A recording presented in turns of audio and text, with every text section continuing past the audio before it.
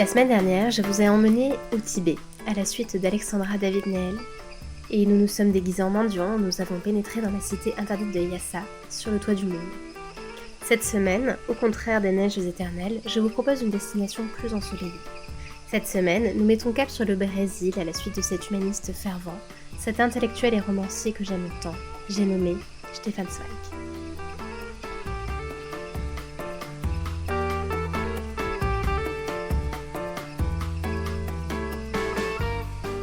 Cela dit, bien entendu, nous allons visiter le Brésil à travers sa propre intériorité. Le Brésil vu par un homme en fuite, un homme déchiré, un Européen de cœur et d'esprit. Un écrivain immense, amoureux fou de l'Europe, réfugié dans un continent nouveau à la recherche d'un avenir. Bienvenue dans ce nouvel épisode de Partir en vacances avec Stefan Zweig.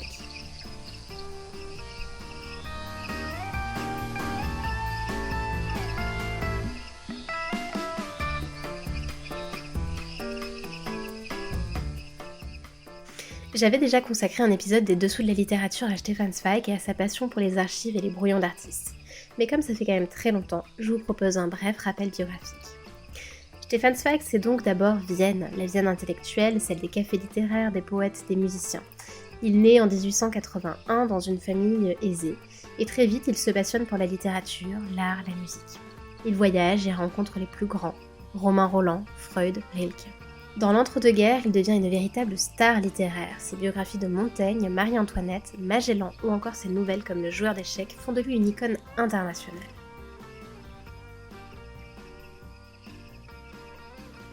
Mais à partir des années 30, le vent tourne.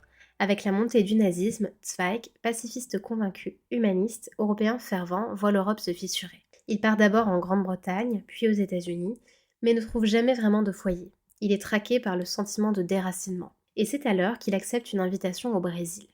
Il y arrive en 1940 à Petrópolis, près de Rio. Le Brésil, pour Zweig, ce n'est pas un choix de vacances, c'est un choix de survie. Et c'est alors qu'il écrit ce livre fascinant, Le Brésil, terre d'avenir, comme une tentative de croire encore en quelque chose. Le Brésil, terre d'avenir, est publié donc en 1941, un an tout juste avant sa mort. Zweig y décrit un pays jeune, neuf, pacifique. Un espoir en quelque sorte, un antidote à la barbarie européenne, et ce, alors même que le Brésil n'est plus tout à fait une démocratie depuis plusieurs années, mais bien un fascisme acculturé, directement inspiré de Mussolini. La répression n'égale pas celle qu'il a fui en Europe, certes, mais les opposants choisissent pour beaucoup l'exil. Stefan Zweig, lui au contraire, s'y installe, ce qui est dire son état intérieur de désespoir. Et néanmoins, sa culture, son mode de vie, les métissages innombrables de sa population l'intéressent et fondent en grande partie sa curiosité. Et puis, il nous décrit également son coup de foudre pour le pays, indépendamment de son régime.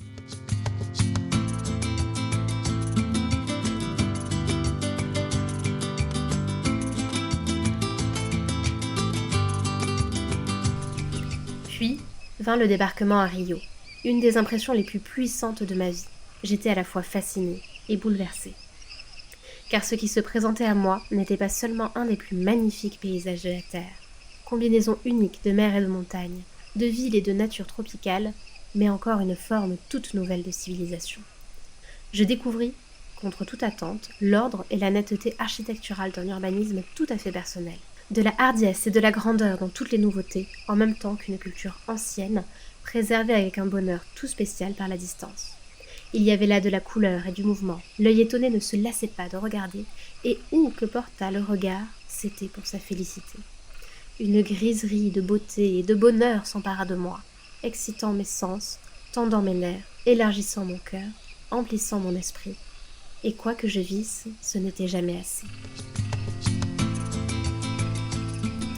Il dira également « Le Brésil est le pays du futur. Pour une fois, ce n'est pas une flatterie banale, mais une vérité. » Car ce qui l'enthousiasme, c'est la diversité de la population, son métissage, la coexistence pacifique selon lui entre les différentes cultures et origines. Zweig décrit une nation immense aux ressources inexplorées, prêt à incarner une humanité nouvelle. Rien n'est plus encourageant que d'observer comment des races différentes, éloignées par la couleur de leur peau et par leur origine, apprennent ici à se connaître et à s'aimer. Car à l'inverse de ce qu'il a connu en Europe, à l'inverse du fascisme et du nazisme, à l'inverse de cette hiérarchisation des peuples et des couleurs de peau, il observe au Brésil une expérience contraire qui lui redonne matière à espérer. Je cite, « Le Brésil, et l'importance de cette expérience extraordinaire me paraît exemplaire, mener de la façon la plus simple le problème des races qui bouleversent notre monde européen. Il a tout simplement ignoré sa prétendue validité.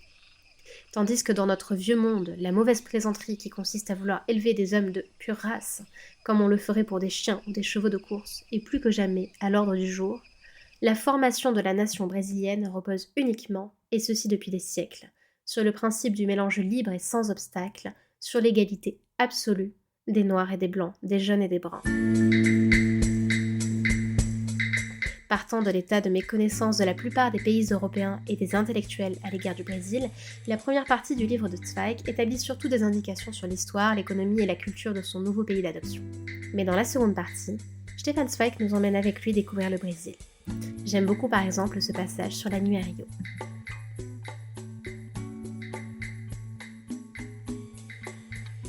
Si l'on va à la fenêtre, la nuit, quand la mer est calme et nulle brise ne souffle, l'air mou et saturé d'huile et d'arômes mystérieux indique qu'on vit au milieu d'arbres et de jardins. À Rio, le regard trouve toujours un endroit vert où se poser. Des palmiers bordent les rues, chaque maison a son jardin rempli d'arbrisseaux, de fleurs et de fruits étranges. Et plus on s'éloigne de la mer, plus les parcs sont touffus et cachent les villas qui les entourent. Mais déjà, vers Tijuca, la forêt vierge envoie ses avant-postes dans une effusion de verdure et de lianes, comme un océan, dont les vagues rivalisent pour arriver les premières à la côte. Tout de suite, la forêt devient compacte et impraticable, et après quelques pas, on se sent isolé comme sous une cloche de scaphandrier. L'air est lourd et chaud comme la laine d'une bête féroce et dangereuse. À 1 heure de la ville, on est dans la zone de la forêt vierge.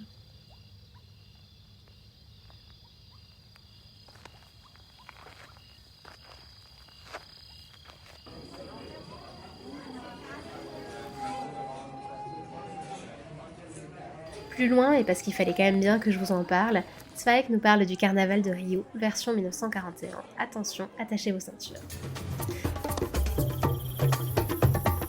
Le carnaval de Rio est une manifestation unique de gaieté et de splendeur. Pendant des mois, la population s'y prépare. C'est une fête démocratique, une explosion de joie collective à laquelle chacun prend part. Partout, dans les casinos, les restaurants, dans les huttes et par la radio, on apprend la chanson qui deviendra la rengaine de l'été. Les magasins sont fermés pendant 3 jours et toute la ville est prise d'une frénésie furieuse. On danse dans la rue, nuit et jour, au son des instruments les plus inattendus.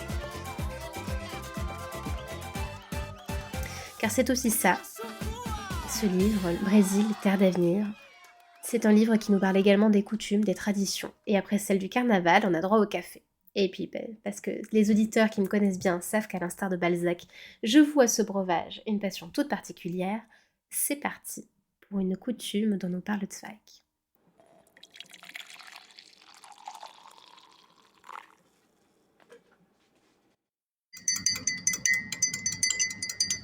C'est une vieille coutume dans ce pays toujours hospitalier d'ouvrir à quiconque entre une tasse de café délicieux. On le boit autrement que chez nous, enfin ou plutôt on ne le boit pas. On l'avale d'un trait rapide comme une liqueur, tout brûlant, si brûlant qu'on dit qu'un chien se sauverait en hurlant si l'on en jetait quelques gouttes sur lui. Aucune statistique ne nous dit combien de ces tasses brûlantes et odorantes un Brésilien avale par jour. Je suppose 10 à 20. Et il est également difficile de dire où est le meilleur. C'est avec un zèle touchant que les villes se disputent la gloire d'avoir la meilleure et la plus sûre recette d'un bon café. Mais partout, pour moi, il avait un goût merveilleux, revigorant, comme un feu noir qui ranime les sens et clarifie la pensée.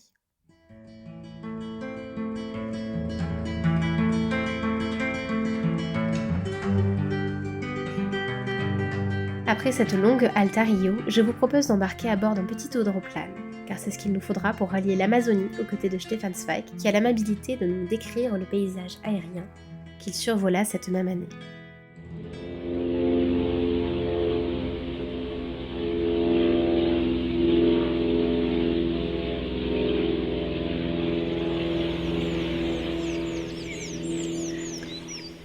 On est surpris du nombre de fleuves dont nous n'avons jamais entendu les noms, et qui sont aussi puissants que les plus célèbres de nos fleuves européens. Mais on voit en même temps avec quelques ruses et quel entêtement ils s'opposent à la navigation. Au lieu de se réunir et de descendre vers la mer dans un courant rapide, ils se tortillent en lacets innombrables et s'immobilisent dans des lagunes peu profondes. Pendant des kilomètres et des kilomètres, c'est la forêt verte et ininterrompue, où l'homme n'a pas encore pénétré, comme au premier jour de la création.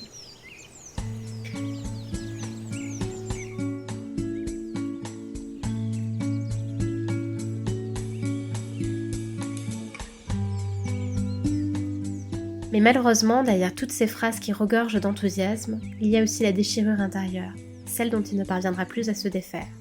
Stefan Zweig est rattrapé par le sentiment d'échec, puisque l'Europe qu'il a tant aimée est en train de s'effondrer dans la guerre et la barbarie. Ce désespoir que la découverte du Brésil lui a permis de tenir un temps à distance, le rattrape, et en février 1942, quelques mois seulement après la publication de ce livre, lui et sa compagne Lotte se suicident à Petropolis. Sur leur table de nuit, une lettre d'adieu, dans laquelle il écrivait « Je salue tous mes amis, puisse-t-il leur donner encore le matin après cette longue nuit. Moi, trop impatient, je les précède. » Mais enfin, partir au Brésil avec Stefan Zweig, c'était donc partir avec un homme qui portait en lui à la fois l'espoir et le désespoir, qui nous a légué un voyage magnifique, mais également tragique. Il croyait encore que le monde pouvait se reconstruire ailleurs, différemment. Alors si cet été vous cherchez une évasion, ouvrez le Brésil, terre d'avenir. Ce n'est pas seulement un guide touristique, c'est aussi une bouteille à la mer envoyée par un homme qui voulait croire à un monde meilleur. Il disait en effet, il existe un pays où les gens de toutes les races vivent ensemble en paix. Et aujourd'hui encore, qui oserait affirmer que ce rêve est tout à fait mort ? C'était Partir en vacances avec Stefan Zweig. Si cet épisode vous a plu, pensez à vous abonner, partagez-le et puis surtout, n'hésitez pas à ouvrir ces pages. Lisez donc. On se retrouve très bientôt pour un nouveau voyage littéraire.